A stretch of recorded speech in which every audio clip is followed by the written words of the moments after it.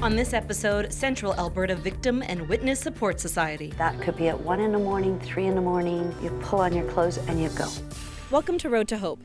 I'm your host, Bianca Jade. On this episode, we travel to Red Deer to be introduced to the Central Alberta Victim and Witness Support Society. The people there are sponsored by their volunteers. They're the backbone of their society and is about to witness as soon as the phone call is made. They dedicate their evenings to being first responders.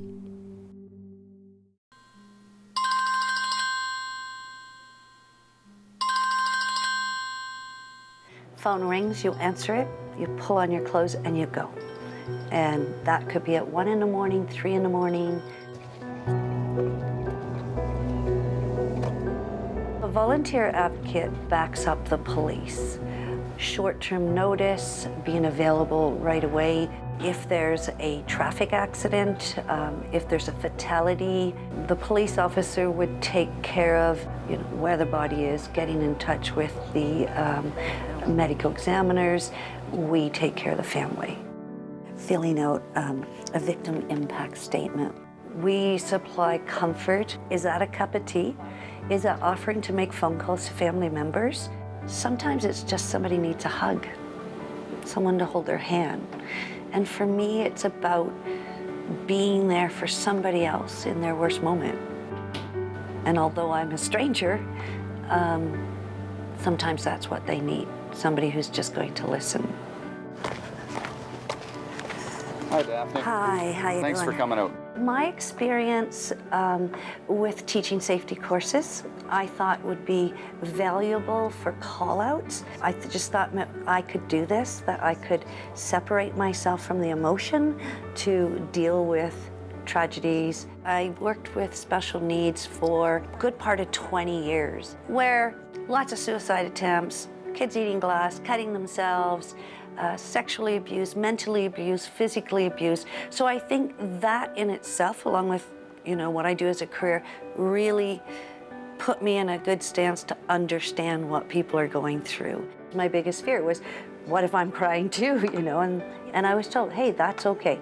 That makes you real. Surprisingly, I've been able to be there for the person and keep my emotions in check, which I'm really proud of. And I think that comes from my experience of working with people.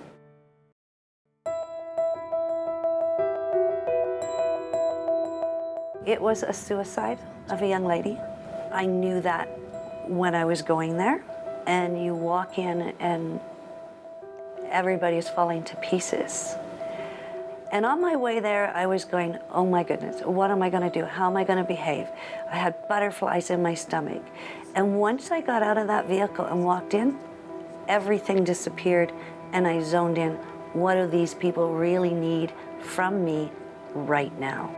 I was sitting and I'm holding the lady's hand and she's making a phone call and she's crying and whoever she talked to said, who's that voice in the background? And she said, it's a volunteer from Victim Services and I am so grateful she's in this house. So I was like, wow, that was affirmation. I feel good, actually.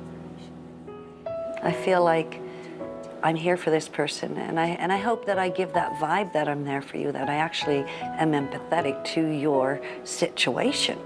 The next day, I made a call to the mom, letting her know what to expect next, and letting her know we're available for anything that they would need or anybody else that was involved in that situation. Hi, my name is Daphne. Thank you for coming in.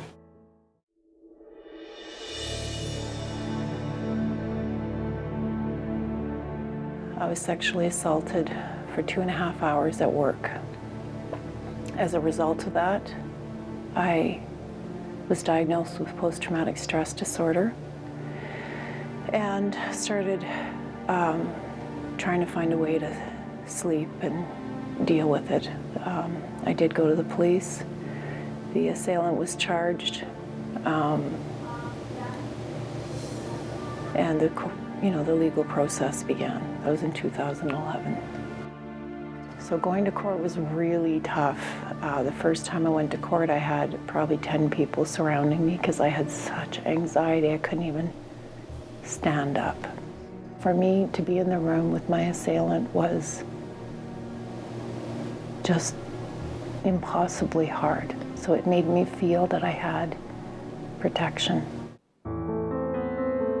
My advocate powerfully played a role of support, which sounds, when you describe it, like not that powerful, not that big deal. What's understanding, compassion, encouragement, presence.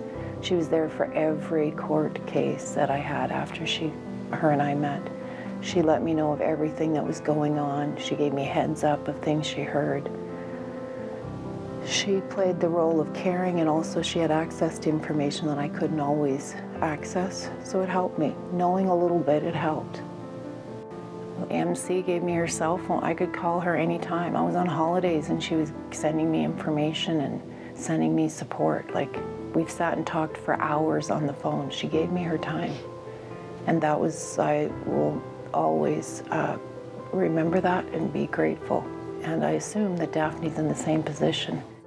We believe that we can offer you some good support, and we believe that you will find strength. I think she's courageous and kind. The fact that Daphne's interested and willing to give of her time and her life speaks loudly to benefit our whole community. And I have a special place in my heart for all the people that are frontline dealing with crises. The fact that they're willing to be there really saved my life. And that's not just my life, it's my whole family. And outside of that, my whole family is connected to a number of people that they impact. So I'm grateful. It takes a huge commitment. Frontline workers, emergency responders, thank you. That's what I'd like to say.